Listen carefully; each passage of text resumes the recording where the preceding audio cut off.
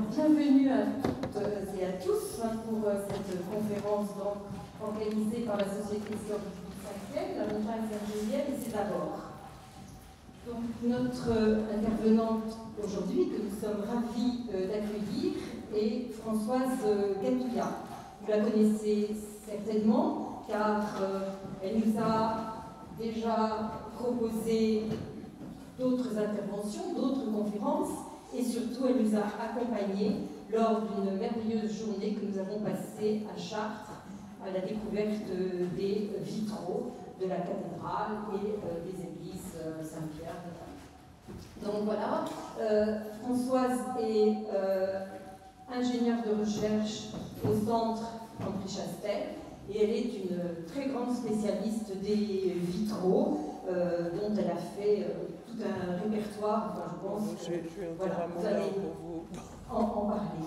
Donc voilà, je vous souhaite une très bonne conférence et merci encore à vous d'avoir accepté cette invitation pour parler d'une famille de maîtres verriers de la Renaissance, les Pinégriers, qui est une famille qui a, je dirais, posé un certain nombre de questions et de problèmes, enfin bon, dont Françoise va vous parler.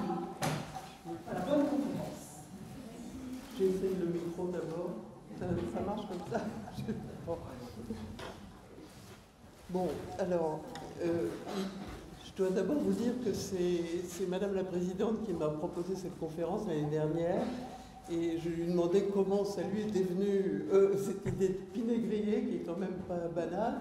Et elle m'a dit que c'était au cours de ses lectures qu'elle était tombée sur ce nom. Donc voilà. Je vous dis juste, alors attendez, il faut déjà que je me souvienne de ce qu'il faut faire. Oui, pour bouger d'un écran à l'autre. Je vous ai mis ce tableau sous les yeux qui avait été confectionné par un collègue de Lyon, d'ailleurs, il y a quelques années, pour vous parler de ce que faisait l'équipe à laquelle j'appartenais. Je suis en retraite maintenant depuis un moment, mais jusqu'à 2020, j'ai travaillé à ces volumes de recensement qui avaient été lancés par mon professeur d'histoire de l'art médiéval à la Sorbonne, Louis Grodecki, qui, à une époque où il était très simple de frapper à la porte du chef de cabinet du ministre de la Culture pour avoir 3 sous, en avait obtenu pour que 4 de ses étudiants qui avaient une maîtrise sur le vitrail procèdent au recensement des vitraux français antérieurs à la Révolution. Donc on n'était pas payé cher, mais on a commencé comme ça, d'une façon tout à fait bricolée, je vais dire, c'est-à-dire voyageant comme on pouvait pour aller vérifier que ce que nous avons lu dans les listes de classement des vitraux, des objets classés depuis le XIXe siècle, voir s'ils existaient encore, les photographier, les porter disparus éventuellement. Et au départ, c'était pour faire un fichier qui était destiné aux inspecteurs et aux architectes des monuments historiques et qui se trouvait rue de Valois dans le bureau des objets mobiliers, de façon à ce que, quand ils se lançaient dans une restauration, ils aient la documentation sous les yeux. Et puis voilà qu'en 78, notre bon professeur venait de faire paraître un livre sur Saint-Denis aux éditions du CNRS et a eu l'idée de publier un premier volume d'encensement, donc celui de Paris, qui est le premier en bas à droite, est sorti en 78. Il est très très mauvais parce que c'est simplement la transcription en fichier manuel de ce qui était fait vraiment d'une façon à peine rédigée, enfin bon, et en plus avec les connaissances très médiocres que nous avions à l'époque. Et malgré tout, ce premier livre a sauvé l'entreprise parce qu'il se trouve qu'à la fin du règne de Giscard d'Estaing, on cherchait déjà à compresser le nombre de fonctionnaires, on n'était pas fonctionnaires d'ailleurs, enfin de gens comme ça qui étaient à la charge du ministère. Et il se trouve que justement, on a conseillé à notre maître d'aller négocier avec André Chastel, qui dirigeait l'inventaire général des richesses d'art de la France, lancé par Malraux en 1964, de façon à récupérer notre équipe. Et là, on a commencé à travailler d'une façon beaucoup plus méthodique, je dirais, au sein d'une famille qui existait déjà depuis une bonne dizaine d'années et qui nous a adoptés en dépit des craintes que Chastel avait, parce que lui pensait que ces troupes qui étaient vouées à regarder tout le patrimoine de la petite cuillère à la cathédrale, c'était l'intitulé de l'inventaire, de voir entrer des spécialistes d'une chose, ce dont chacun des soldats rêvait secrètement parce qu'il avait fait une formation sur l'orfèvrerie ou sur un domaine particulier, et donc il craignait que ce soit une jalousie. Or, l'un des chefs de région de l'époque, Marc Pavois, qui dirigeait Rhône-Alpes, a décidé d'attirer l'opération en échange de sommes considérables que son établissement public régional, c'est-à-dire son conseil régional, lui a donné. Pour attirer l'opération, il a eu 300 000 francs par an pendant 3 ans, ce qui était énorme. Donc, et de quoi embaucher un photographe, acheter une voiture, acheter une chambre photographique magnifique, une Sinar qui coûtait une fortune, et puis de payer nos voyages, de payer une secrétaire qui tapait les textes, enfin bon, toutes choses que nous n'avions pas jusque-là connues. Et de là, ça a été imité par les autres régions, et donc le deuxième volume, c'était des choses qui étaient déjà mises en fiche avant, le Centre et Pays de la Loire, mais à partir du troisième, paru en 86, c'est Rhône-Alpes avec Bourgogne-Franche-Comté, et puis bon, voilà la suite. Et notre collègue de Rhône-Alpes qui a fait cette petite synthèse disait 2010 combien, Corpus, Vitréarum, 10e et 11e. Or, ils sont sortis en 2020 seulement. C'est-à-dire que moi, j'ai travaillé sur les pays, sur l'Occitanie, c'est-à-dire les pays du Midi, de la France, jusqu'au dernier moment de la parution. Et puis, une collègue plus jeune a pris en charge le volume sur la Nouvelle-Aquitaine, puisque depuis, les régions ont changé. Donc voilà, on a fini. On appartient à un organisme international dont je vous ai mis le sigle, qui est le Corpus Vitréarum, fondé en 1952 par les différents pays européens qui avaient des vitraux déposés en caisse à cause de la guerre. Et ça, c'est une idée absolument géniale de ces maîtres qui étaient à la fois suisses, français, allemands, anglais, auxquels se sont joints depuis les Américains et même les Russes. On est 14-15 pays qui se réunit tous les 2 ans, et on a tout un réseau comme ça qui échange beaucoup. Enfin, moi j'ai des questions posées par des colonels américains toutes les 5 minutes. Enfin, c'est extrêmement intéressant. Voilà, donc dans quel cadre je m'autorise à vous parler de ces pinégriers dont le nom s'est répandu d'une façon tout à fait incongrue à partir du XVIIe siècle. Mais avant cela, je voulais vous donner quelques repères. J'ai toujours... voilà. Alors, c'est pas du tout ça que je voulais vous montrer. C'était avant. Voilà. Je voulais vous donner quelques repères techniques. C'est-à-dire, quand on fait un vitrail, on part d'un projet dessiné. C'est-à-dire, celui qui commande, généralement, passe un contrat notarié, un acte notarié avec le peintre verrier qu'il a choisi. Il a souvent un dessin en main, à moins qu'il le demande au peintre verrier, à moins qu'il demande au peintre verrier de le demander à un peintre d'ailleurs. C'est pourquoi je vous montre là un projet de Jean Cousin à gauche, qui était un peintre et non pas un verrier. Et puis à droite un autre qui est conservé au musée du Louvre. Mais donc il y a un petit croquis comme ça qu'on a dans les mains, et on dit voilà, vous allez me faire ça à tel endroit. Le verrier en question va se fournir en verre, c'est-à-dire que le peintre verrier, le peintre sur verre ou vitrier n'est pas maître verrier, parce que maintenant c'est un terme que je trouve abusivement employé, j'ai râlé là-dedans dans un dictionnaire en disant que c'était tout à fait impropre, mais le maître verrier sous l'Ancien Régime, c'est celui qui fabrique le verre, c'est-à-dire qui fabrique le verre plat qu'on va souffler à la bouche. Alors, comme ça existe encore à Saint-Gobain, d'où la photo de gauche, vous voyez quelqu'un qui souffle une sorte de grosse bouteille comme ça, dont il va couper les deux sections ultimes quand ça sera sorti du four. Ça se passe devant un four, c'est très chaud. Les gens qui travaillent là-dedans sont vraiment des héros. Et donc, quand vous avez ce cylindre dont vous avez coupé les bouts et vous l'ouvrez, ça fait une feuille rectangulaire qui mesure à peu près 80 cm sur 45-50. Bon.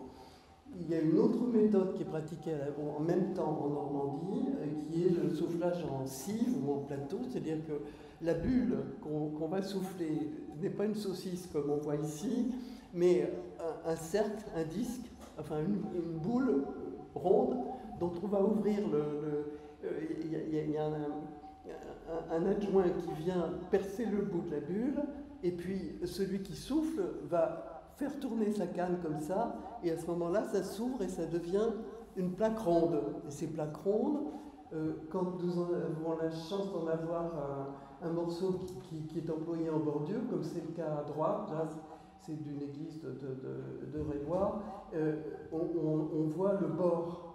Et donc avec le bord, vous pouvez mesurer la circonférence. Et c'est comme ça qu'on sait que ça peut mesurer jusqu'à 60 cm de diamètre, éventuellement un peu plus d'ailleurs, après le XVIe siècle. Bon, alors ça c'est une première chose. La deuxième chose, c'est la peinture, parce que le peintre verrier, il va appliquer sur ces verres qu'il va couper à la forme qu'on lui demande, d'où le dessin préalable, il va couper des pièces de verre de couleurs différentes et les assembler avec du plomb. Et il peint dessus, avant l'assemblage en plomb, avec ce qu'on appelle de la grisaille. Et cette grisaille, vous avez à changer de couleur chaque fois vous voyez, que le dessin l'exige. C'est-à-dire la robe rouge de l'ange, la robe bleue ou les manches vertes de la Sainte-Anne, le fond rouge, tout ça c'est des morceaux distincts. Et lorsque vous, avant d'assembler tout ça, vous allez peindre chaque pièce avec une peinture qui s'appelle la grisaille au pinceau. Donc c'est une peinture noire qui devient fixée définitivement une fois qu'elle est cuite à 600 degrés. Bon, il y a une invention du début du XIVe siècle qui s'ajoute à la grisaille. C'est pourquoi je vous ai mis le petit bout d'un petit panneau de Bourges, enfin du musée de Bourges là à droite. C'est le jaune d'argent. Le jaune d'argent, c'est aussi une peinture qu'on va appliquer généralement sur l'autre côté pour ne pas bouffer la grisaille, si vous voulez, et qui se fixe de la même façon et qui a un avantage, c'est que ça permet, pour faire la barbe de ce bon monsieur, on n'est pas obligé de changer de couleur. Alors que le jaune de la tête de l'auréole de l'ange à gauche, il fallait un vert jaune, et donc distinct du vert blanc qui fait ou rose qui fait le visage. Alors, autre invention du XVIe siècle, et ça concerne nos pinégriers, c'est l'émail. Alors, on a Sauval, qui est le premier à parler des pinégriers. C'est un homme qui a été publié seulement en 1725 ou 26, mais qui est mort en 1676, donc qui vit vraiment sous Louis XIII et Louis XIV. Sauval dit que Pinégrier est l'inventeur des émaux. Bon, or les émaux, les premiers qu'on voit, c'est vers 1540 à Saint-Étienne-du-Mont.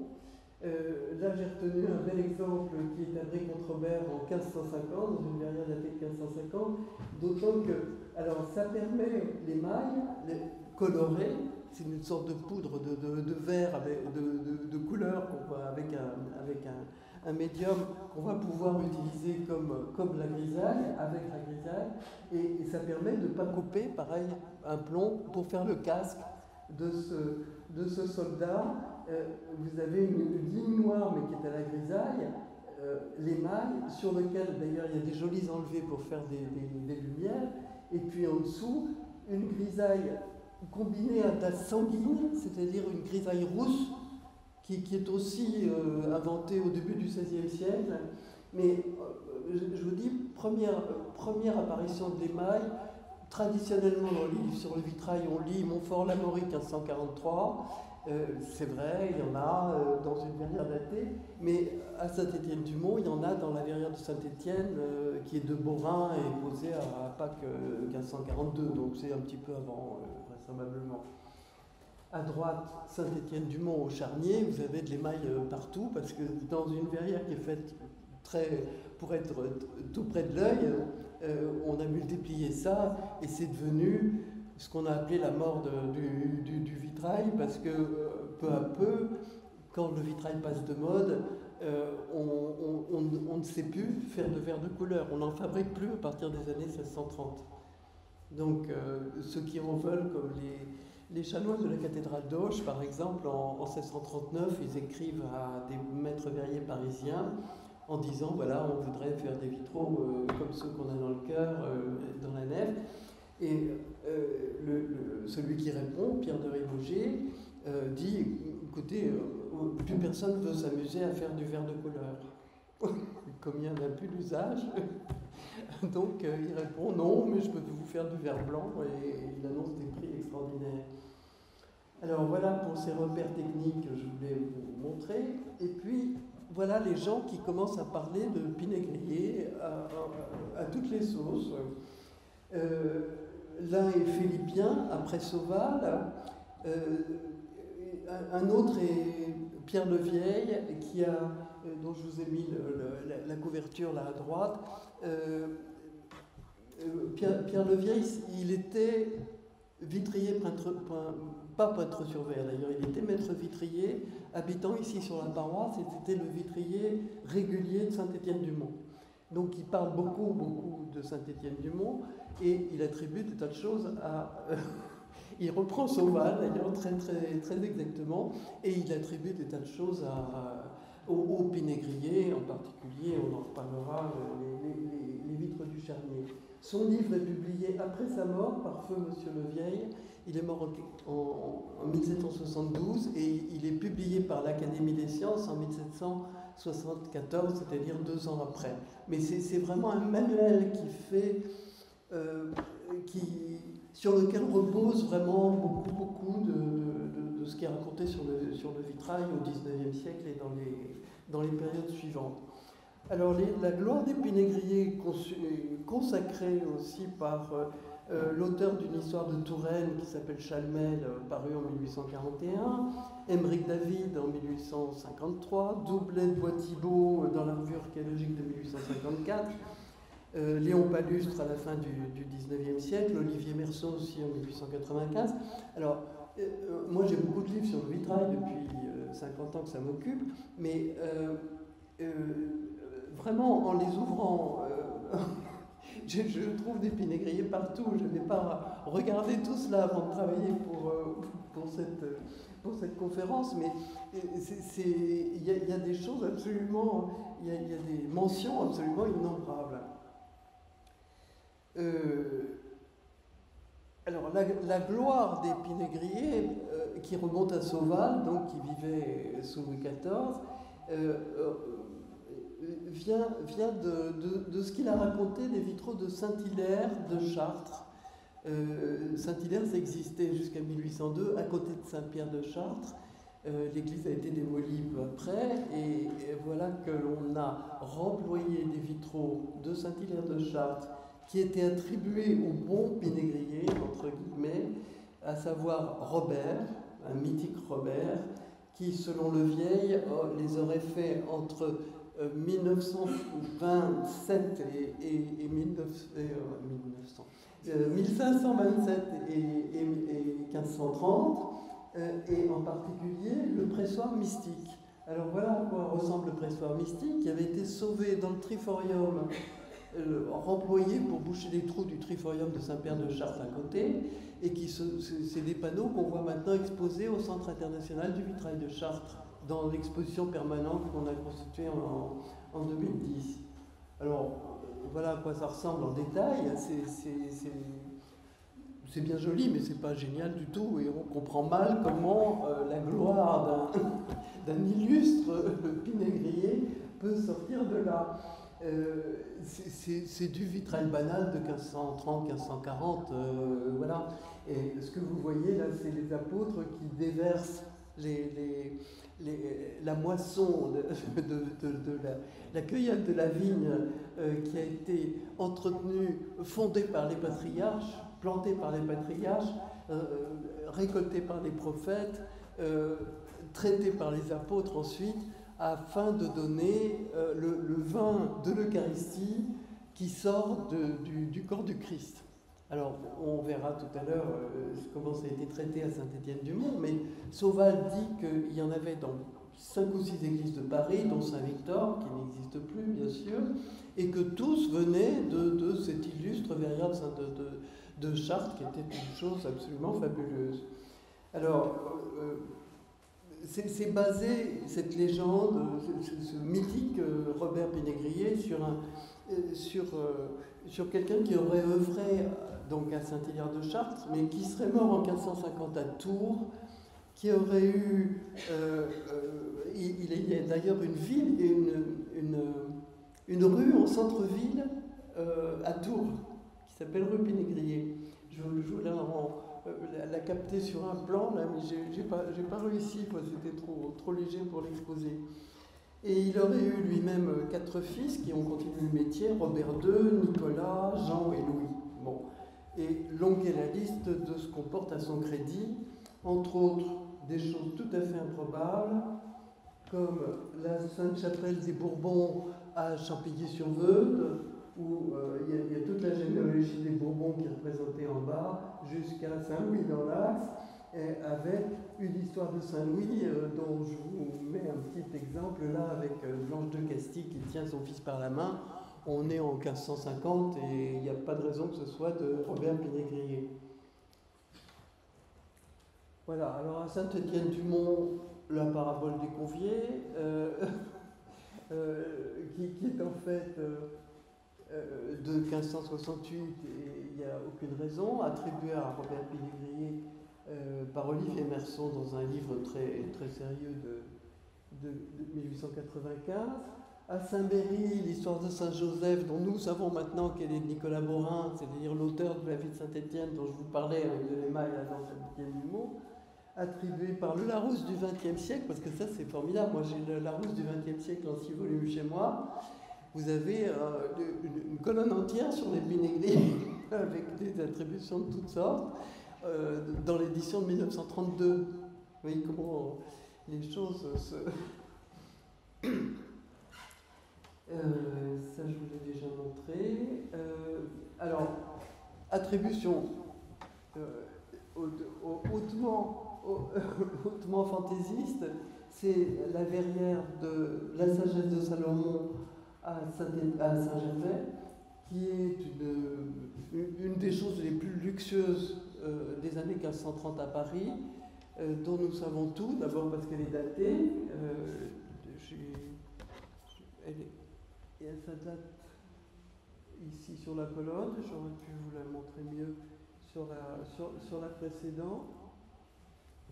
Voilà, 1531, bon, extrêmement bien conservé, et je vous ai mis le petit singe qui est au pied de Salomon ici, voilà, mais extrêmement bien conservé, sauf la partie où j'ai mis là, c'est-à-dire tous les panneaux décoratifs du bas. Cela était perdu, alors sans doute pour une raison, il y avait un retable qui était appuyé contre dans le courant du 19e siècle, sans doute. Et qu'est-ce qui se passe lorsqu'on restitue cela en 1868?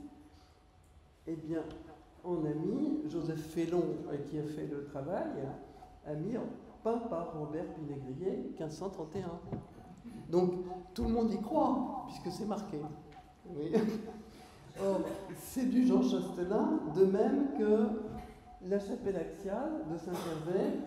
C'est le même peintre verrier avec au début de sa carrière, cette fois, avec un autre cartonnier, donc ça ne ressemble pas vraiment. Mais bon, maintenant, les travaux sur Chastelin sont très, très, très concret. Et ce que je vais vous montrer, c'est ce qui est caché là derrière le retable.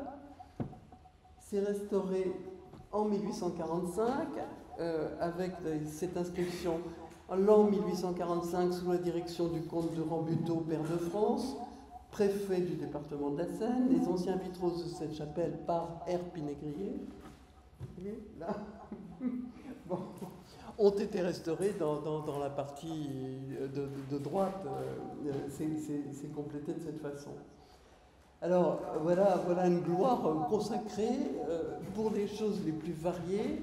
Je passe sous silence que Sauval lui avait attribué aussi dans le haut cœur, qui est aussi complètement idiot. Et passons maintenant à Saint-Étienne, qui vous est peut-être plus familier. C'est la cour qui est derrière le chœur, c'est-à-dire la cour du Charnier, qu'on appelle cour des Pinégriers. Pendant longtemps, ça s'est appelé cour des Pinégriers. Parce que les vitraux du Charnier, qui sont au nombre de 22 plus voilà, ici, étaient attribués aussi aux Pinégriers. Et en particulier à Nicolas Pinégrier cette fois, ce que je vais vous montrer en ce qui concerne le pressoir mystique, alors, où on retrouve ce que je vous ai montré, il y a Saint-Pierre, les apôtres qui promènent le vin. Sauval appelait d'ailleurs ça une verrière traitée de façon ridicule pour un sujet très sérieux. Je trouve que donc ces séries de vitraux qui auraient été inspirés de celui de Saint-Hilaire de Chartres étaient traités alors, avec le Christ qui baigne dans son sang, et ce sang alimente ce qu'on met en tonneau pour servir après la communion là-haut. Bon, là je vous ai mis ce pressoir mystique, qui est une des dernières verrières faites dans la 3e galerie, tout à fait au bout, par un marguillier qui était en charge en 1621, c'est pour ça que ça date certainement la chose. Et c'est attribué à Nicolas Pinégrier par l'Astérique, qui est un des très sérieux historiens de l'art, grand archéologue du 19e siècle. Et je vous ai mis à côté ce qui a inspiré cette verrière, qui est une estampe de Jacques Lalouette, un des marchands d'estampes de la rue Montorgueil. Voilà, il n'y a pas de mystère. C'est-à-dire que le peintre verrier qui a fait ça avait ça en main, et non pas la verrière de Saint-Hilaire de Chartres. Alors voilà un extrait de la planche de l'Astérie, fragment de l'allégorie du pressoir, attribué à Nicolas Pinégrier. Alors il ne dit pas deux, mais il est prudent parce que c'est un grand historien. Mais malgré tout, vous voyez comment les choses perdurent, y compris dans les sphères sérieuses. Alors qu'est-ce qu'on sait de ces Pinégriers? Il se trouve qu'il y a une sérieuse mise au point à partir des archives que Jean Lafont, qui était un grand historien du vitrail, a revu en 1957. Et surtout, la mise au point la plus précise et définitive a été faite par Guy-Michel Leproux, qui est un chartiste, professeur à l'école pratique des hautes études encore actuellement, et qui avait travaillé pour sa thèse de l'école des Chartres sur justement les ateliers parisiens de la Renaissance.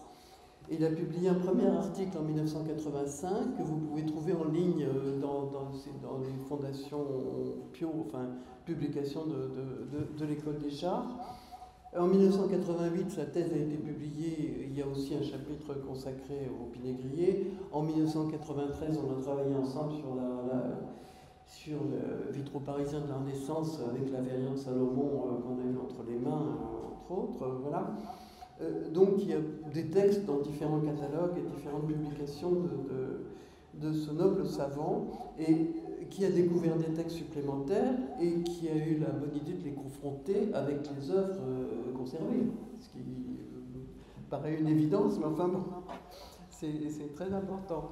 De là, alors, ressort ce qu'on sait vraiment des Pinégriers, c'est-à-dire que c'est une famille originaire de Beauvais.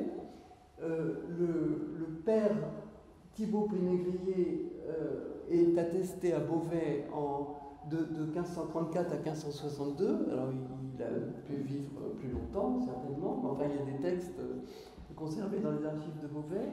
Il a 3 fils qui migrent à Paris, et une fille en plus, dont on dira un mot tout à l'heure. Jacques, qui est à Paris en 1553 et qui épouse une veuve de maître, ce qui est le moyen de s'installer à Paris. C'est-à-dire que vous reprenez un atelier quand vous êtes marié. Bon. Donc en 1553, il épouse une dame qui s'appelle Geneviève Perchet et qui est la veuve de Jean Porion. Et Porion était installé rue Saint-Jacques, à côté de la chapelle Saint-Yves. Bon, donc lui, il est installé là.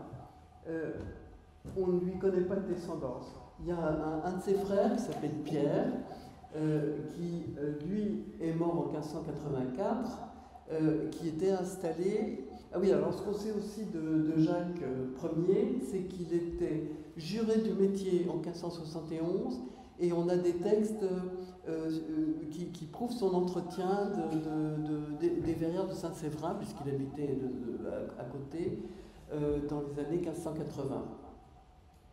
Pierre, il est mort en 1584 et il habitait Place Maubert. On ne sait pas grand-chose de lui, sinon qu'il a 2 filles, enfin on connaît le nom de sa femme, etc. Et il a 2 fils, un nommé Jacques, donc je l'ai nommé Jacques II, qui est né en 1572, et puis un cadet qui s'appelle Louis et qui est né en 1579. Alors ce Louis, en fait, on a des vitraux de lui, de même que le 3e, surtout Nicolas.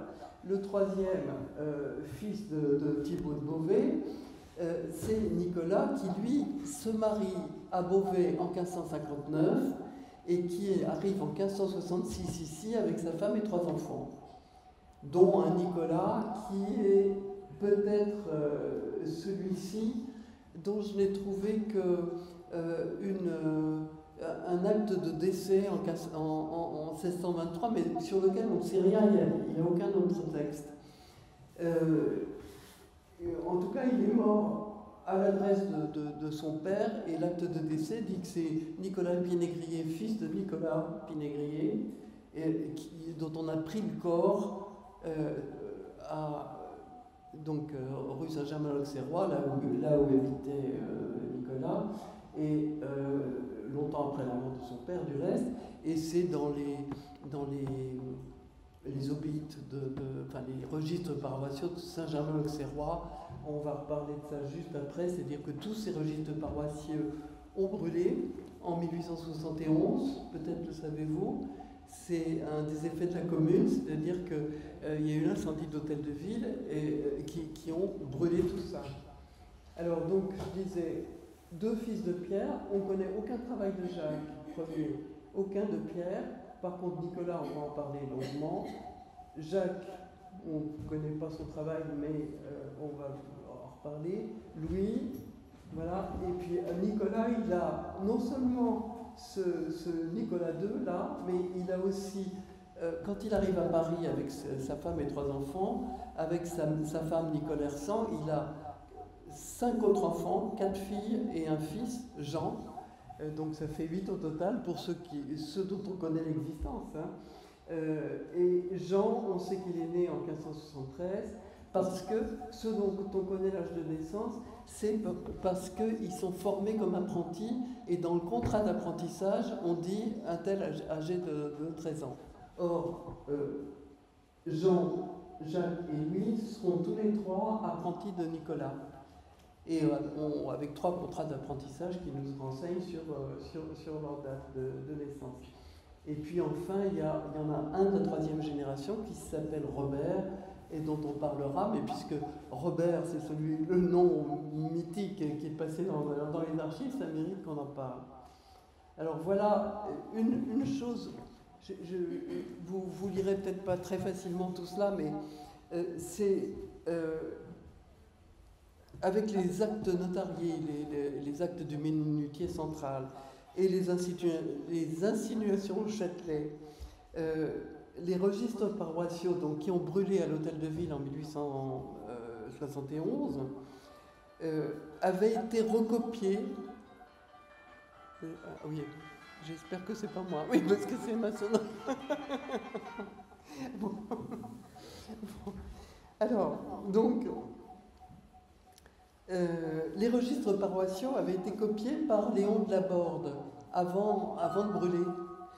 Et d'autre part, il y a d'autres savants intellectuels du 19e siècle qui avaient recopié d'autres actes. C'est Herluison, par exemple, qui a fait un livre à Orléans sur les artistes dont il avait copié lui aussi certains registres, qui ne se retrouvent pas d'ailleurs dans ceux de Laborde. Alors ça, moi j'étais allé en voir pour certains problèmes qui m'intéressaient à la Bibliothèque nationale. Ça a été donné par le descendant de Léon de Laborde à la Bibliothèque nationale. Il y a 66 000 fiches qui sont reliées par 500 et qui sont classées par ordre alphabétique. Plus ou moins annoté, alors là c'est pas le cas, enfin là oui, bon il a souligné le parrain, d'accord, mais quelquefois vous avez des trucs rajoutés comme ça à la main. Ce qui est extraordinaire, c'est que maintenant, la Bibliothèque nationale les a numérisés, c'est-à-dire qu'on peut les voir sur Gallica. C'est la raison pour laquelle j'ai pu enregistrer certaines fiches et vous les mettre en photo, puisque... Voilà, donc Jacques, dont je vous parlais, le premier arrivé, marié donc à Paris et vivant à côté de la chapelle Saint-Yves. Donc il est parrain ici d'un fils de Lion Rioux, qui est un marchand, et Catherine Pinégrier. Alors c'est pas le hasard, ça veut dire que peut-être avant ses frères, Catherine Pinégrier, qui devait être une sœur de nos trois verriers immigrés, était venue se marier à Paris. Et c'est vraisemblable, hein, le vitrier, la marraine.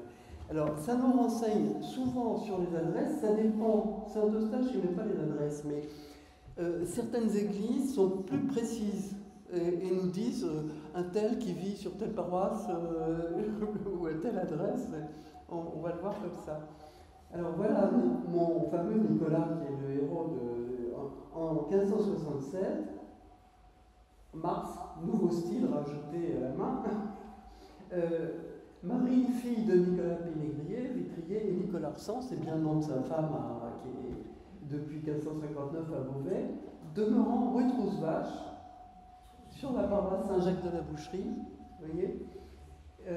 Et puis après, il y a les parrains, P, ça veut dire parrain, Antoine Poche, qui veut dire Porcher, en fait.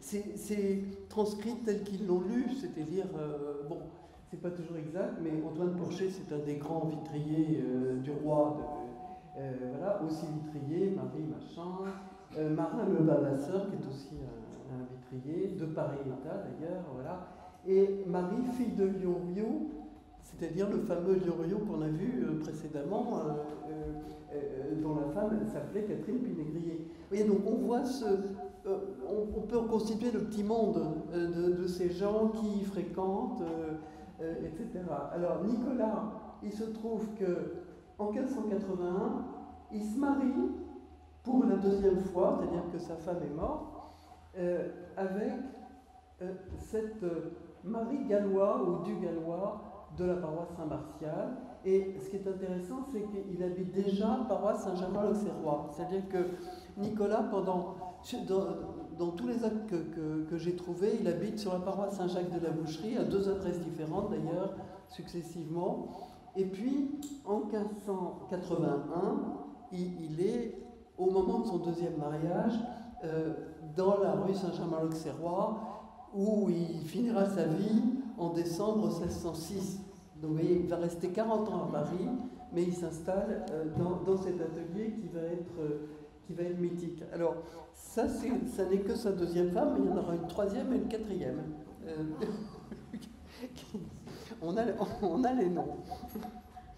Et la dernière, Michel Forestier, il l'épouse un an avant de mourir, enfin, bon, était déjà veuve, lui-même aussi par 3 fois, et il n'y a pas d'enfant connu de ces 3 mariages successifs qui suivent le premier. Alors là, c'est pour Louis en 1606, c'est au moment de la mort de son oncle d'ailleurs. Voilà, il est nommé dans un registre de baptême d'un vitrier, là encore, Louis, fils de Pierre, donc formé par son oncle Nicolas, et qui reprend l'atelier de son oncle Nicolas en 1613, c'est-à-dire 5-6 ans,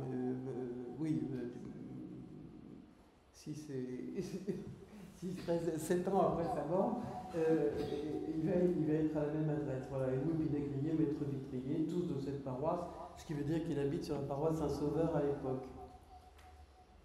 Voilà Jacques, alors ça je l'ai retenu, c'est le Jacques II, frère de Louis, qui est mort en 1611 à l'Hôtel-Dieu, c'est les registres de l'Hôtel-Dieu, obit 17 août 1611, Jacques Pinégrier de la paroisse Saint-Séverin.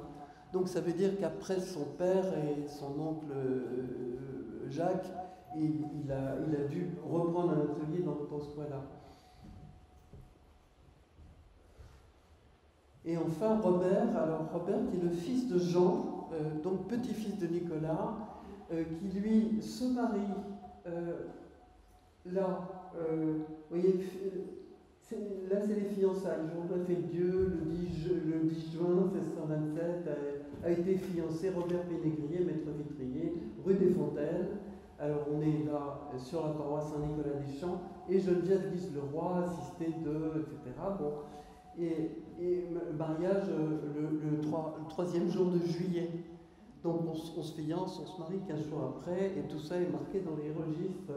Et alors là, justement, quand c'est très détaillé, à Saint-Nicolas-des-Champs, on nous dit l'âge des gens, âgé de 33 ans, Geoffroy Dubout, maître vitrier, on a aussi, voilà. Il y a souvent des choses. Voilà un enfant, une fille de ce couple, Nicolas Pinégrier, Robert Pinégrier et sa femme, et il est dit maître vitrier et peintre sur verre, avec une faute d'orthographe.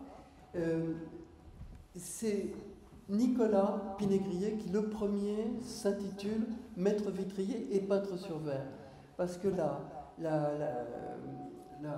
corporation, si vous voulez, telle qu'elle a été fixée en 1467 sous Louis XI, fait des vitriers de Paris les maîtres vitriers. Et on ne parle pas de peintre sur verre. Mais ce qui prouve que justement, à une époque où la peinture sur verre n'est plus partagée universellement, à la fin du XVIe siècle, ça intéresse de moins en moins de monde, Nicolas Pinégrier se vante de savoir le faire. Et donc ses descendants le font aussi, vous voyez. Donc voilà, maître de là, et pareil, marraine et parrain, c'est-à-dire que le parrain Simon Lanté, qui est un vitrier sur lequel j'ai plein de textes, et marraine Michel Brochu, femme de Nicolas Chaudron, maître vitrier à Paris. C'est vraiment un petit milieu, et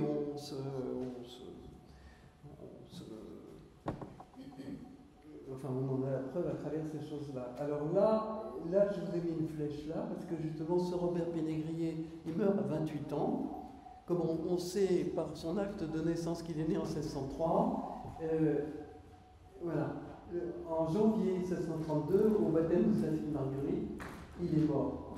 Feu Robert Pinégrier, et Geneviève, voilà. Et l'adresse a changé, mais c'est peut-être parce qu'une fois veuve, si elle est veuve depuis quelques mois, elle a dû bouger, donc elle est sur la paroisse Saint-Jacques-de-la-Boucherie.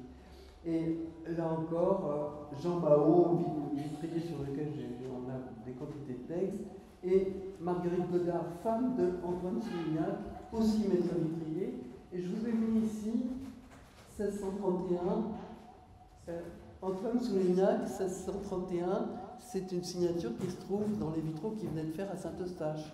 Tout le cœur de Saint-Eustache en haut, c'est des magnifiques personnages, apôtres et docteurs de l'Église, qui sont faits par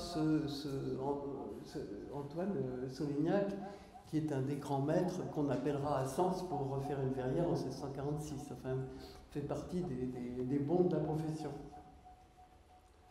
Alors, passons à Saint-Étienne-du-Mont.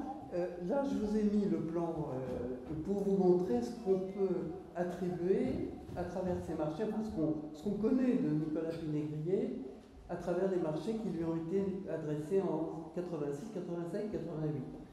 86, c'est celui-là, je vais vous le montrer juste après. 88, c'est celui-là. Et celui qui est déplacé ici, c'était fait pour la verrière du transept qui est là, il en reste un morceau et c'est là. Mais voilà, les trois actes quand même qui permettent de voir ce que savait faire ce Nicolas Pinégrier.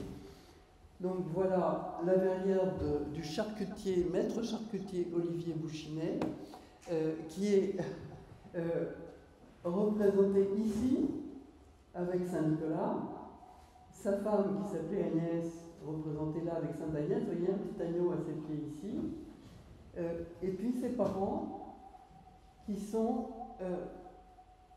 Nicolas, présenté par Saint-Nicolas avec les trois enfants dans la cuve, et sa femme qui devait s'appeler Jeanne, puisque il y a Saint Jean-Baptiste qui la présente. Je vous ai agrandi les armoiries de ces gens qui sont évidemment pas des nobles, mais qui font un truc avec un bouc. Vous voyez, puis Bouchinet, bouc. Donc, voilà. Alors là, il y a OB, et puis l'autre, il y a NB pour les parents. Alors, c'est Saint-Olivier, puisqu'il s'appelle Olivier, on l'a présenté en évêque, mais comme personne ne sait qui c'est, on a marqué son nom sur le livre. Parce que sans ça, on ne pouvait pas l'identifier. Alors que les trois autres saints ont des attributs très, très caractéristiques. Saint-Étienne-du-Mont, au transept sud, c'est-à-dire que si vous êtes au milieu devant le jubé, à droite, vous le voyez, c'est en hauteur, hein, c'est les verrières hautes, et c'est daté très précisément, enfin déjà par cet acte, mais ça peut guère être antérieur, puisque le voûtement du transept et de la nef est achevé en 1585-86, donc ça marche. À côté, ça peut guère être avant, donc comme je vous le disais, à côté, plus à l'est, c'est une verrière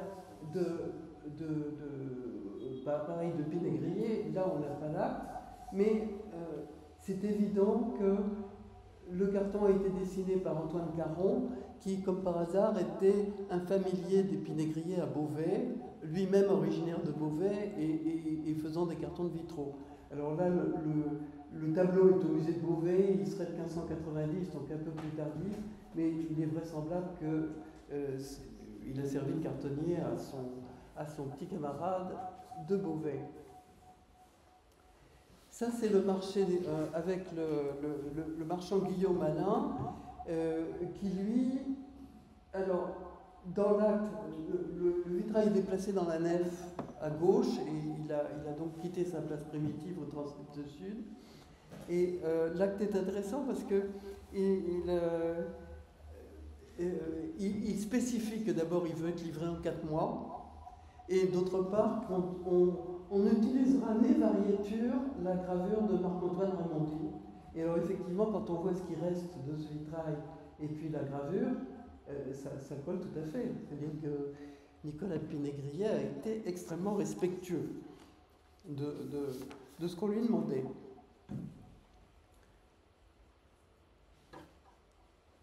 Alors là, l'incrédulité de saint Thomas, dont Jamais Bordier, qui est aussi un marchand, ce sont en fait ceux qui sont marguilliers aux dates où ils ont offert leurs vitraux. Hein.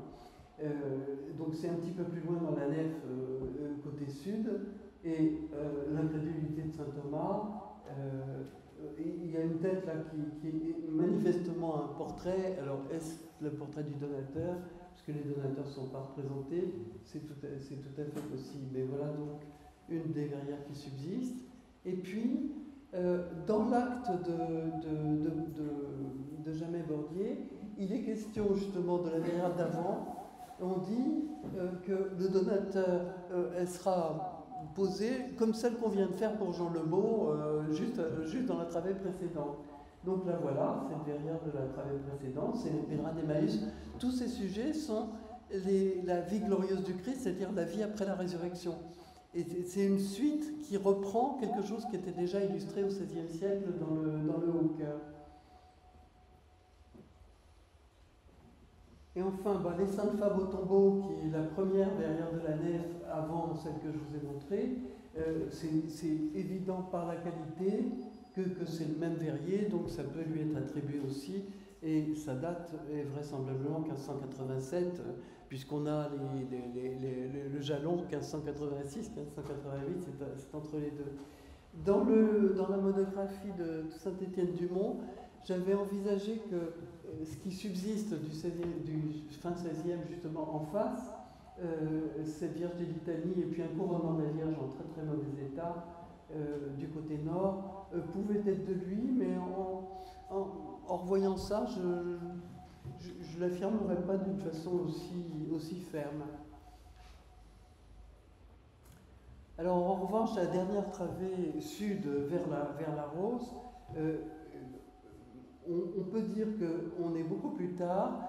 L'explication, c'est que les travaux entrepris pour vitrer cette partie de l'édifice ont été suspendus à cause des troubles de la Ligue, et en particulier l'assassinat du duc de Guise fin 88, ça suspend complètement les travaux, d'autant que le clergé de Saint-Étienne-du-Mont fait partie des ardents ligueurs. Donc, on ne se risque pas certainement à faire tout ça jusqu'à la fin du siècle, mais c'est vraisemblablement à lui, c'est un détail que j'ai choisi parce que j'adore l'ascension, avec sur la colline, il y a la trace des pieds du Christ qui viennent décoller, c'est toujours extraordinaire. Alors, ça ressemble plus, pour conforter cette datation de la fin du XVIe siècle, vers 1600, ça ressemble plus à ce que justement les Pénégriers, en particulier Nicolas, a fait à Saint-Gervais. Pour Saint-Gervais, on a un texte de 1600 pour une verrière disparue, adressé à Nicolas Pénégrier, qui représentait l'incrédulité de saint Thomas. Bon, alors voilà, on l'a perdu. Mais celle-ci lui est attribuée, d'autant qu'elle ressemble un peu à l'ascension que nous avons vue à Saint-Étienne-du-Mont. Sinon, ses parents, en particulier Louis Pénégrier, son neveu, et Nicolas Chamu, donc un adjoint, ont fait en 1600, commandé en 1607 et fait en 1608, cette verrière de Jésus parmi les docteurs.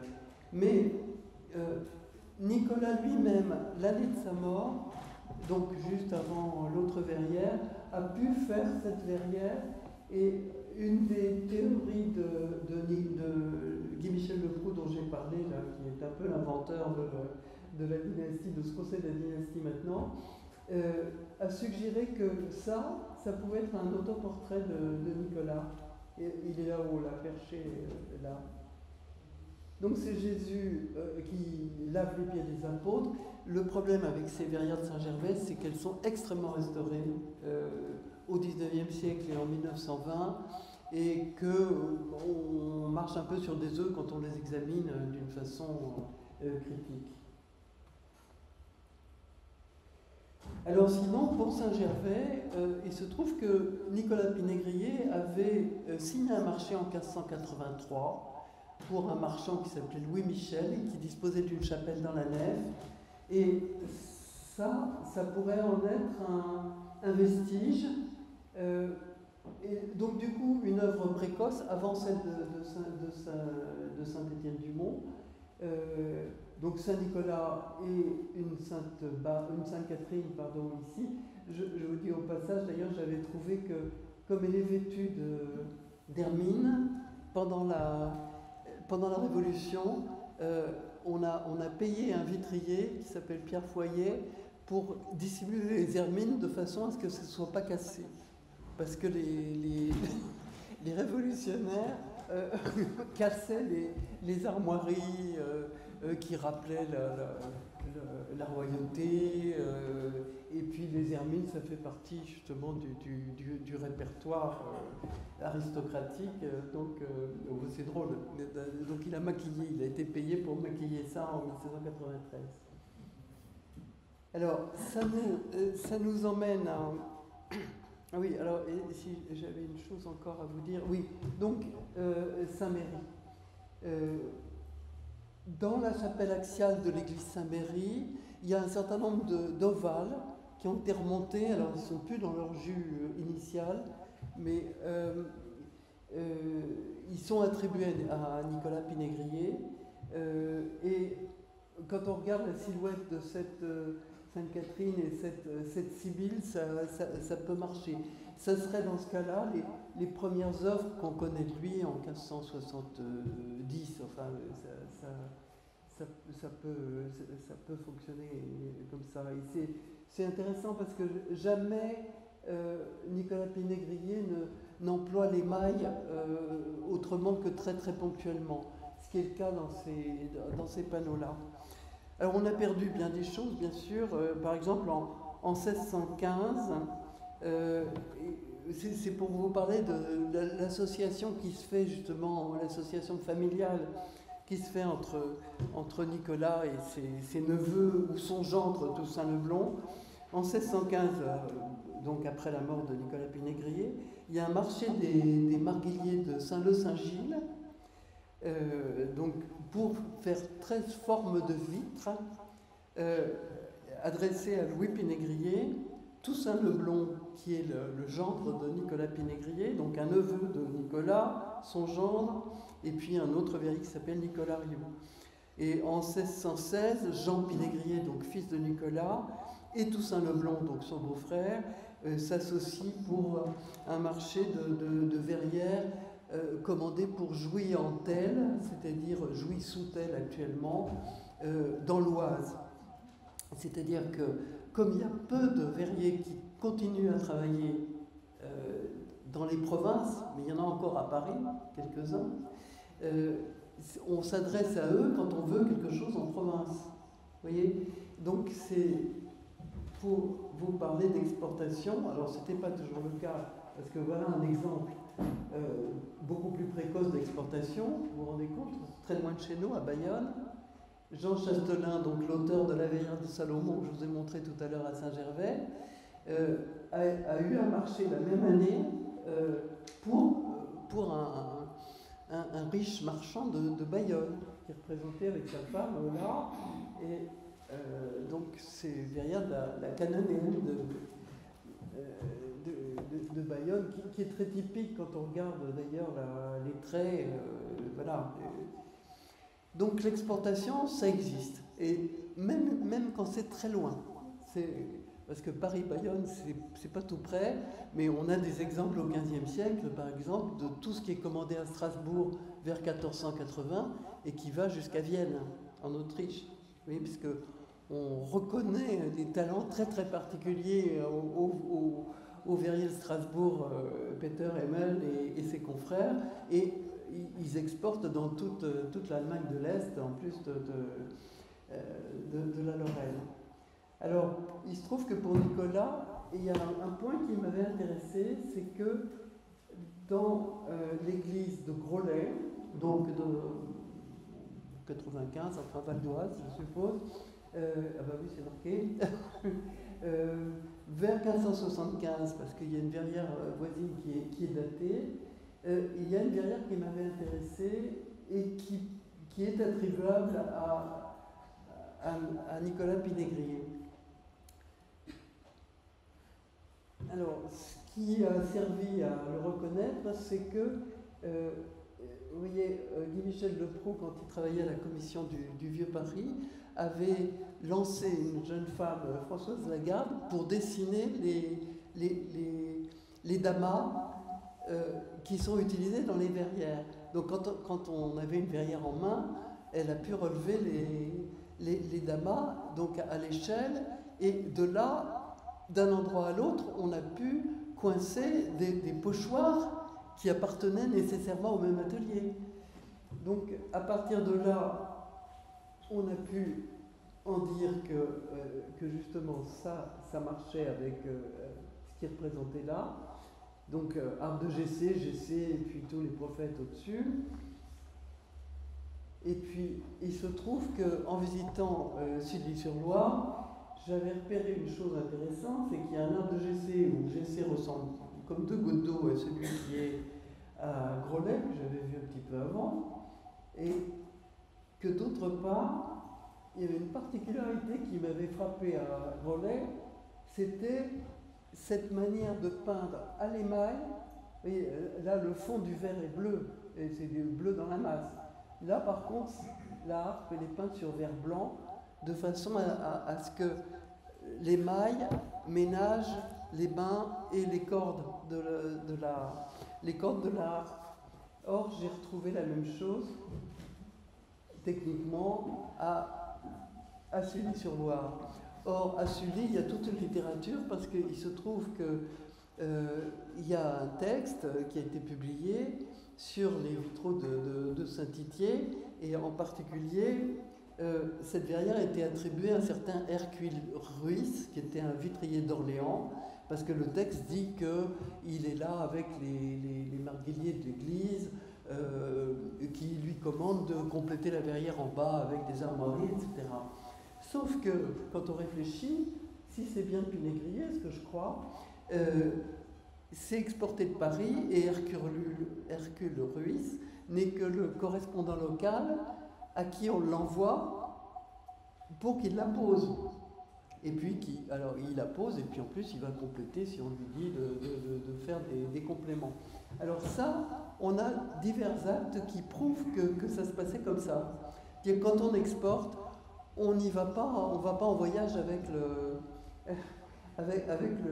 la chose. On la laisse, on l'envoie à un correspondant local qui se débrouille. Et ça se passe encore comme ça après l'invention du chemin de fer au XIXe siècle. C'est-à-dire qu'Émile Hirsch, par exemple, il envoie des verrières à Quimper et c'est un vitrier local qui les monte. Voilà, alors il y a des exemples aussi concernant Louis Pinégrier, donc le neveu, qui est le seul dont on ait des vitraux avec Nicolas, son oncle. Louis Pinégrier, il est employé à diverses reprises pour des exportations. En particulier, en 1618, un vitrier rouennais qui s'appelle Jean Mindorge lui sous-traite 2 verrières pour Saint-Patrice de Rouen, étant convenu qu'il les lui enverra par bateau sur la Seine. Donc vous voyez comment ça fonctionne. On envoie une verrière et puis ça part par bateau et c'est le local qui va se débrouiller avec. Louis travaille aussi pour Angoulême, on a un acte qui en parle. Et d'autre part, il travaille pour les édiles de Bourges en 1617 et 1624 pour faire les armoiries dans les salles de l'hôtel de ville. Et puis enfin, en 1619, c'est la veuve du maréchal de Montigny, qui s'appelle Gabrielle de Cravant, qui lui commande la verrière de sa chapelle dans la cathédrale, chapelle dans laquelle il y a également le tombeau de son mari qu'elle a commandé à Paris. Et quand on voit le portrait admirable, finalement, qui est très, très semblable, là on a en habit de chevalier de l'ordre du Saint-Esprit, on peut penser que la veuve lui a fourni à Louis Pinégrier un portrait sur papier. C'est généralement ce qui se faisait quand on devait justement représenter un donateur sous les traits adéquats. Elle a dû faire la même chose d'ailleurs pour le sculpteur, qui était également parisien. Hein. C'est-à-dire que les commandes luxueuses, si vous voulez, elles se passent à la capitale. Alors voilà, ça sont des détails de cette verrière de Bourges, de la cathédrale de Bourges, que nous avons eu la chance de tripoter quand elle a été restaurée il y a une vingtaine d'années. Quand on voit les choses en atelier, c'est toujours très, très excitant. Et quand on compare à ce que l'on voit dans la rose occidentale de Saint-Étienne-du-Mont, faite vers 1620, c'est-à-dire juste l'année d'après, c'est très comparable, ça fonctionne. Enfin, à la fois les anges qui sont anciens les pères de l'Église. Elle est difficile à voir, hein, quand on est à l'autre bout de l'Église avec une paire de jumelles, on voit un peu, mais difficile à photographier, et tout à cause du buffet d'orgue qui est très, très avantageux. Donc, pourquoi on peut attribuer cela à Louis Pénégrier? C'est parce que lorsque... bon, il perd son père en 1584, je vous l'ai dit. Il est mis en apprentissage chez son oncle quand il a 15 ans, donc un petit peu plus tard, en 1594, si je me souviens bien, et puis devient maître. Et il se trouve qu'on est majeur à 25 ans sous l'Ancien Régime, hein, jusqu'à la Révolution. Son tuteur, c'est le nouveau mari de sa mère, qui s'appelle Jean de l'Estoile et qui habite rue du Mont-Sainte-Geneviève, c'est-à-dire ici. Et son tuteur, en 1607, lui rend les comptes de tutelle. Et puis, l'année d'après, en 1608, il s'associe avec lui à perpétuité, c'est écrit dans l'acte, en partageant en deux les pertes et profits, c'est stipulé comme ça, et étant entendu que c'est Louis qui fera la peinture sur verre. Ce qui veut dire que Jean de l'Estoile, son beau-père, il est certainement vitrier, il ne sait pas peindre. Hein, sans ça, ce ne serait pas partagé comme ça.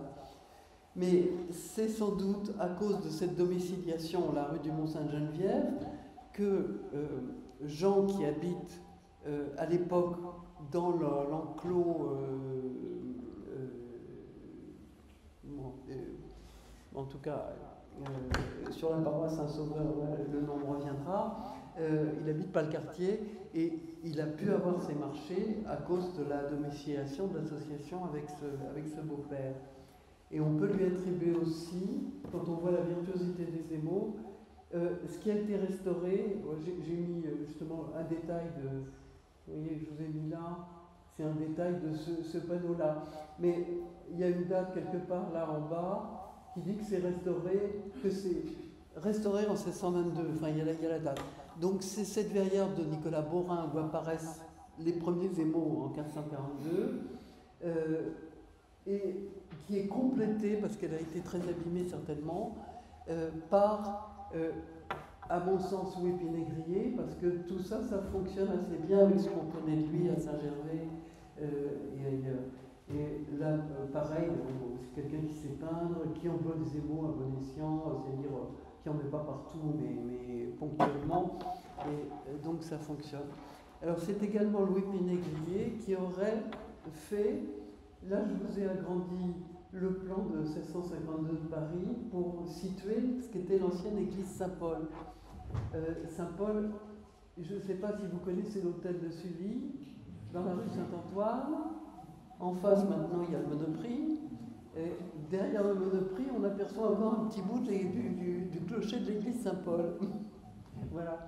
Alors, il y avait l'église comme ça, et autour, 3 galeries de charniers, comme à Saint-Étienne-du-Mont. Et ces galeries de charniers avaient été vitrées, entre autres, par les Pénégriers. Alors là encore, grosse glose chez les verriers anciens, notamment chez Pierre le Vieil, qui se mêle d'attribuer à un tel la deuxième, mais la troisième est moins bonne, elle doit être de Robert. Enfin bon, je vous laisse lire ces pages, ça doit être vers la page 42, c'est très instructif. Et il se trouve qu'on a perdu ces vitraux des charniers, sauf ce qui se trouve exposé maintenant au musée de la Renaissance à Écran, avec un cartel qui le donne à Louis Pénégrier vers 1620. Alors voilà à quoi ça ressemble. C'est une histoire de Saint-Paul, puisqu'on est à Saint-Paul, mais il y avait aussi l'histoire de Saint-Pierre. Voilà, arrestation de Saint-Paul, Louis, et en fait, vraisemblablement, Jean, son cousin, a participé aussi. Et quand on regarde le détail, c'est la façon de manier les émaux. Regardez comment ici on a mis du rouge, mais avec des traits. c'est extrêmement précieusement fait. C'est difficile à photographier sur place parce que c'est sous verre et donc il y a un reflet épouvantable. Mais on a envie de toucher tellement c'est bien fait. Regardez là, le soldat qui est là et sa petite jupette en émaux rouge et bleu, c'est admirablement fait. Et même l'emploi de différentes teintes, enfin mariées au jaune d'argent, enfin voilà, c'est très bien fait. On va terminer avec, mais si je vous ai passé une chose, voilà, c'était pour introduire le vitrail civil qui sera mon dernier paragraphe. C'est les vitraux civils, les gens qui ont des belles demeures en demandent pour leurs appartements. Donc là, je vous montre deux exemples qui sont rigolos. Cette danse champêtre autour de l'arbre de mai qui se trouve conservé au musée de Bourges, qui est quand même un joli exemple. Et puis là, quelque chose que j'adore au musée de Limoges, où on voit la légende, si vous arrivez mal à la lire, c'est « Mal sont les gens endoctrinés quand par femmes sont sermonnés ». Donc, bon, c'est une chose du XVIe siècle qui est rigolote et qui est conservée au musée de Limoges. Alors, il se trouve que Nicolas Pinay-Grillet a fait des vitraux civils, ce qu'on sait par accroc avec Alexandre Lenoir. Alexandre Lenoir, vous le savez tous, c'est celui qui a fait le musée des monuments français pendant la Révolution. Il était chargé de déporter, entre autres les vitraux du Charnay de Saint-Étienne-du-Mont, dans les bâtiments de la future école des Beaux-Arts, enfin, dans les dépôts nationaux qui se sont constitués à ce moment-là. Et il a continué, une fois que le musée a été installé en 1795, il a continué à récolter tout ce qu'il pouvait et à acheter même des œuvres, et enfin, entre autres des vitraux pour ce qui m'intéresse. Donc dans son catalogue, parce qu'il a fait de nombreux catalogues, en particulier sur les vitraux qu'il avait rassemblés, parce que ça l'intéressait beaucoup. Et dans son catalogue de 1802, dans la peinture sur verre du XVIe siècle, on va voir que c'est pas vrai, mais il fait graver donc cette femme avec un pigeon sur la tête, une grenouille sur les livres. On peut se dire qu'est-ce que c'est que ça? Or, il s'en exprime d'une façon dans ses contes, parce qu'il se trouve que les contes de Lenoir ont été publiés plus tard, enfin d'une part par son fils, mais également par d'autres chercheurs dans le courant du XIXe siècle. Et il dit que c'est l'un des 7 panneaux en grisaille de 10 pouces par 6, acheté 400 francs en mai 1801 à Madame de la Briffe, qui les a détachés de son château. Alors, le château n'est pas nommé, mais moi, je suis assez curieuse. Donc, j'ai cherché où était la Briffe en question.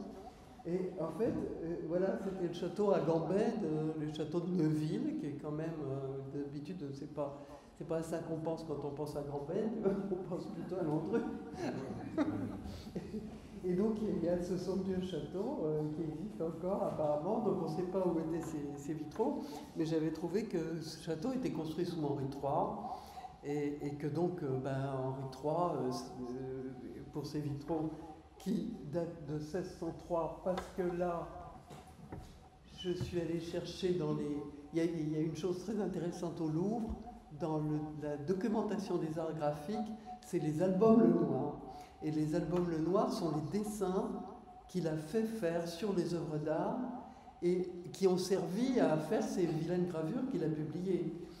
Et là, quand on trouve ce qui correspond, on voit Nicolas Pinay-Grillet, Fékit, F, 1603. Donc ces vitraux sont en fait les arts libéraux, voilà, d'après une gravure anversoise, voilà, et il a mis au même endroit son nom, il a reproduit très très exactement, donc il y avait les 7 arts libéraux. D'ailleurs, dans son inventaire après-décès en 1606, il y a dans l'atelier les 7 arts libéraux, des panneaux peints en grisaille, c'est dit comme ça. Donc ça devait être en grisaille, sans couleur. 10 pouces, je ne sais pas ce que ça fait, mais ça doit faire 30 cm, hein, par 6, voilà, on a la taille. Et donc, copiant très très exactement ça, puisque, voilà, la signature France Floris, Pink Seat, etc., et puis gravée par Jérôme Cocus, ex-Coup-des-Bats 1565. Et là, lui, il a mis son nom à la même place. Voilà, donc il avait vraiment le document sous la main et puis il l'a utilisé de cette façon-là. Alors les peintres verriers qui signent, ça c'est juste pour terminer, mais en allant plus loin, les peintres verriers qui signent, ça nous intéresse toujours beaucoup. Là c'est un nommé Pierre Courtois qui signe ici à Bernay, hein, Pierre Courtois, et il est aussi signé à Dreux, qui m'intéresse beaucoup. La signature elle est sur le pot de la Sainte-Madeleine qui est ici. Vous voyez, elle tient une espèce de livre et puis un pot dessus. Et donc il a signé là. C'est souvent caché dans des endroits discrets. Hein. Voilà, Chastelain, notre grand Chastelain dont on a vu plusieurs choses aujourd'hui, entre autres à Bayonne et à Saint-Gervais. Il y a des panneaux qui sont conservés à Écouen, au musée de la Renaissance. Et il a signé Chastel ici. Il y a un autre en région parisienne, à Herblay, je crois, où il a signé pareil d'une façon assez succincte, enfin le début de son nom. Ça, c'est Mathieu Bléville. Alors ça, c'est un peintre verrier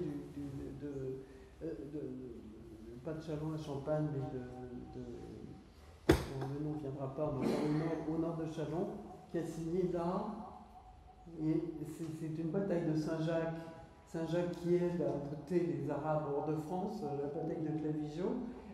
Et voilà, Mathieu Bléville s'est signé ici sur le harnais du cheval.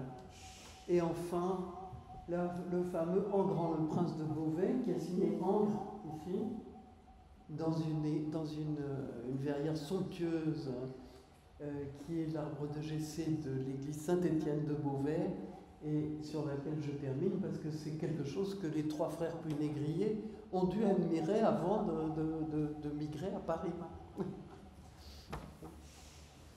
Alors j'attends vos questions parce que j'ai sûrement pas dit tout ce qu'il fallait.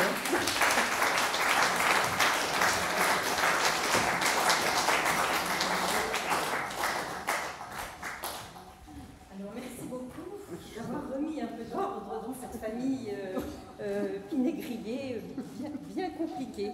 Bon. Et moi, ce que j'ai beaucoup aimé, c'est la façon dont vous avez expliqué le fait d'aller à la vérité, enfin à l'identification des verrières, parce que c'est un travail, enfin c'est fantastique, parce qu'arriver à découvrir des dates ou des noms dans des détails infimes, c'est remarquable.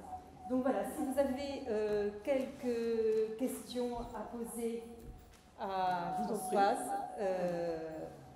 Oui, je vous en ai une. Alors moi, il y en a une, je voudrais simplement poser à vous. Qu'est-ce qui explique le fait que cette famille, on lui a attribué un nombre de verrières considérable, alors qu'ils ne les ont pas réalisées manifestement? Et qu'est-ce qui l'explique? D'autant que Sauval, en fait, comme je vous disais, il est publié que sous Louis XV, alors qu'il vivait sous Louis XIV. Et donc, comment ça a germé oui, pourquoi cette légende autour? Parce que André Félibien, il cite Sauval, lui il est publié à la fin du XVIIe siècle.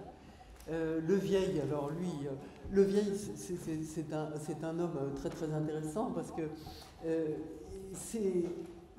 alors, il habite ici, il fait des tas de choses et il a l'entretien des monuments les plus prestigieux, dont Notre-Dame, etc. Mais c'est un moine manqué. Jean le Vieil, pas Jean le Vieil d'ailleurs, Pierre le Vieil, il voulait devenir moine, et puis la maladie de son père, qui a été pris de tremblement et sa mort en 1731, a fait qu'il a dû rentrer du couvent de Normandie où il était. Il voulait être moine à Saint-Vendry, mais il a toute sa vie collectionné les livres. Et c'était un érudit extraordinaire.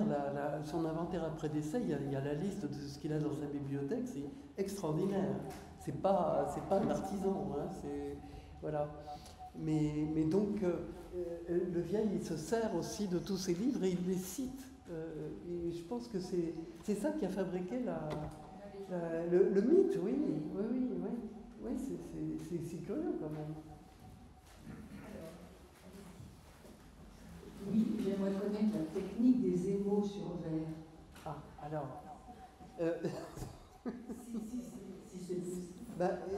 Je vous dis, il y a un fondant avec lequel on mêle du verre pilé, coloré. C'est-à-dire que, contrairement à la façon dont on procède directement avec des oxydes métalliques pour colorer le verre quand on le souffle, quand on le fabrique dans les fabriques, dans les usines. Là, c'est quelque chose qui se fait à domicile chez le peintre verrier. Parce que justement, donc il broie des verres de couleur et puis il va les mélanger avec un fondant. Et ça va servir à faire de la peinture.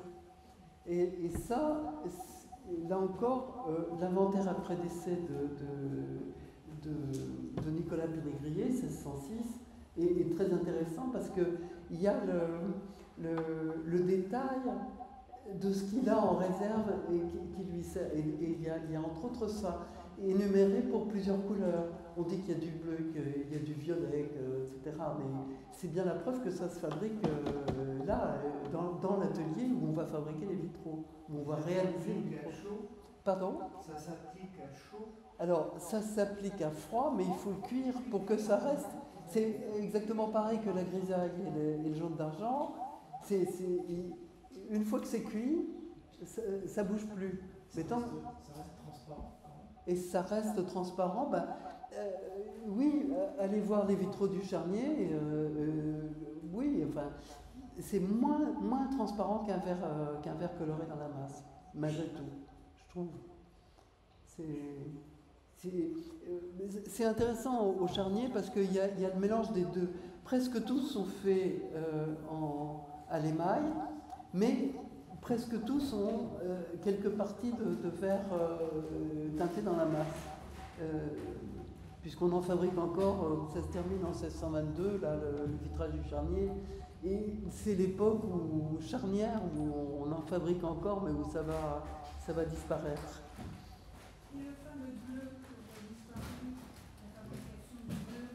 Ah, alors ça, c'est un autre mythe sur lequel on fera une autre conférence. Non, j'imagine que vous évoquez le bleu de Chartres, entre guillemets. Bon, ça c'est parce que au XIIe siècle, il y a un bleu très clair et très transparent qui est fait avec un oxyde de cuivre qu'on n'emploie plus à la fin du XIIe et au XIIIe siècle, où on a un bleu beaucoup plus profond. Alors bon, vous voyez, enfin, le bleu qui est derrière ce Grand Le Prince, là, par exemple, voilà, ça c'est du bleu dans la masse, comme ça, qu'on fait à partir du XIIIe siècle. Et la perte le changement technique qui est opéré pour des raisons d'approvisionnement de matériaux, sans doute, hein, il faut chercher des raisons pratiques en général et pas de mystère. Si ça disparaît, c'est parce qu'on ne peut plus s'approvisionner, voilà, ça ne se fait plus. Et du coup, il est resté à Saint-Denis et à Chartres, il est resté de ces bleus dans les parties du XIIe. Sauf que, parce que ça je me rappellerai toujours, mais il y a eu une polémique énorme en 1977, après la restauration des verrières occidentales de Chartres, parce que les gens avaient l'habitude, ce bleu clair ne s'était pas altéré. Par contre, toutes les autres couleurs étaient devenues noires. Et quand on a nettoyé le plus prudemment possible ces vitraux, c'est redevenu bleu clair plus rouge vert bleu, blanc, etc. Et là, il y a eu une polémique monstrueuse qui a arrêté toutes les restaurations pendant plusieurs années parce que Entre autres, Bazaine et Manessier, qui avaient eux-mêmes fait des vitraux et tout, avaient lancé cette pétition qui a été signée par des milliers de gens, qui était entre autres signable au Grand Palais, je me rappelle de ça, pendant le Salon des artistes, en disant c'est un scandale, on a détruit le bleu de Chartres. Voilà. Or, il n'y avait aucun scandale, on a simplement remis le bleu de Chartres dans le contexte de ce qu'il était au début. Voilà. Donc, légende encore vivante il y a moins de 50 ans. Françoise, merci pour cette passionnante conférence. Est-ce qu'on a des exemples de familles aussi, je dirais, de maîtres verriers ou vitriers ailleurs, enfin à l'étranger en particulier?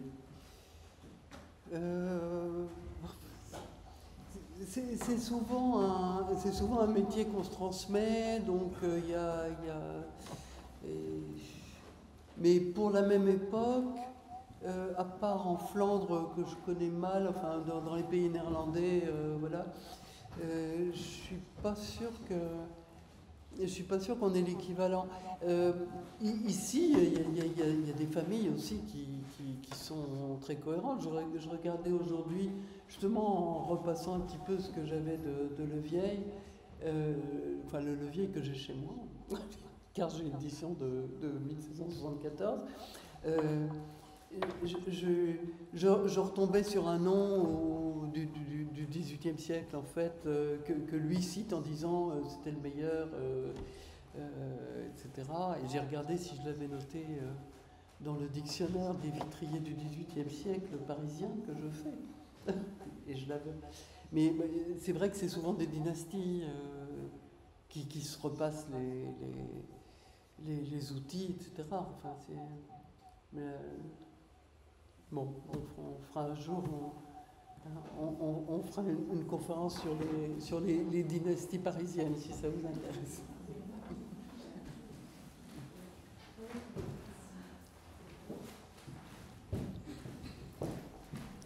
Bon, je vous...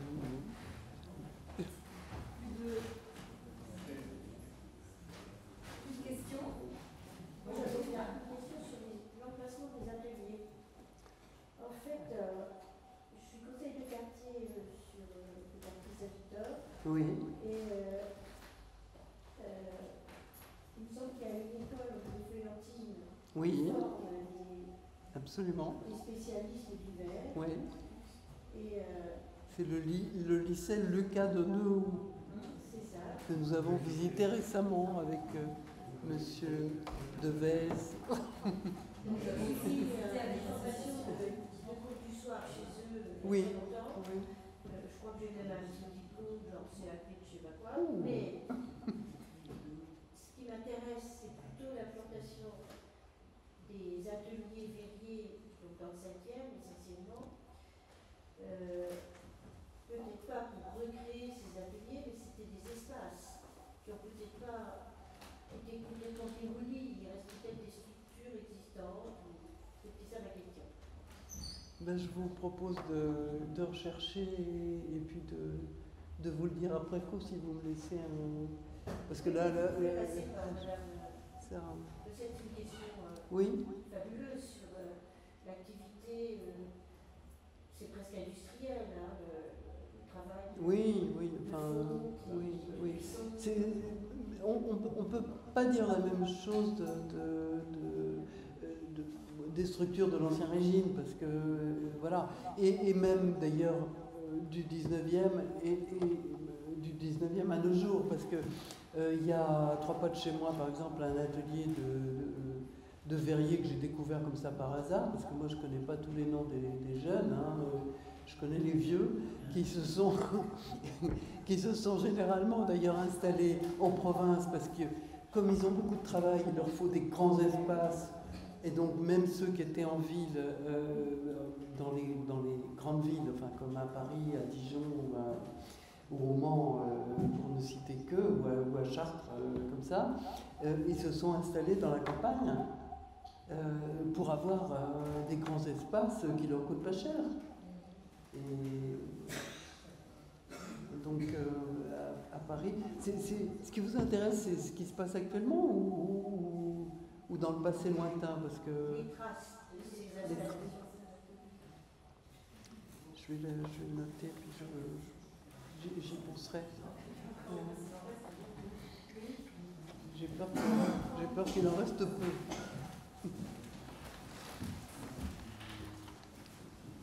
Quand on voit toute la fantaisie pour composer un vitrail, qui a décidé tout à coup de faire des rectangles?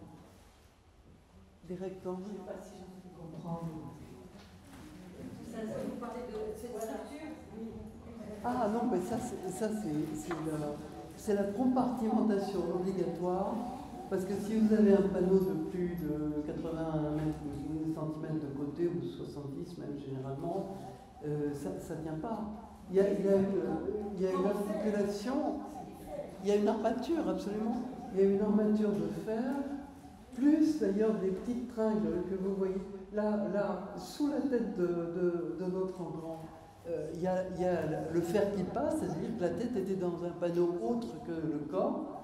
Et puis en plus, vous avez les vergettes, c'est-à-dire ce que vous voyez qui nous coupe la manche là, c'est ce qu'on appelle une vergette qui se rajoute dans le côté de, vous voyez, tous les 20-25 cm, il y a une vergette.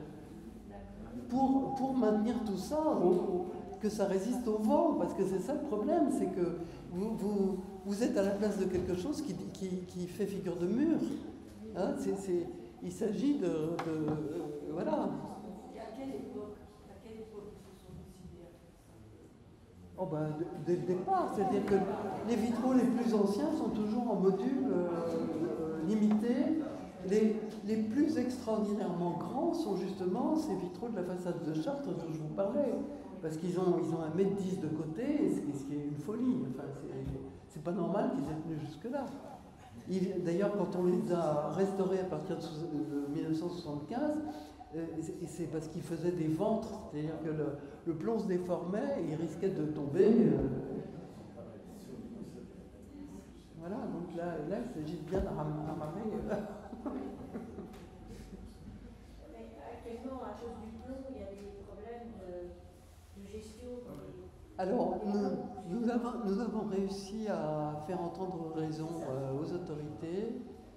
J'ai eu justement un message de notre président actuel du corpus qui est anglais, il y a quelques jours, et qui a parlé justement du succès de la pétition qu'on a lancée universellement, parce qu'il n'est pas possible de renoncer au plomb complètement. Qu'on arrête de faire des toits en plomb comme celui de Notre-Dame, d'accord, mais pour le vitrail, on ne peut pas le remplacer par quelque chose.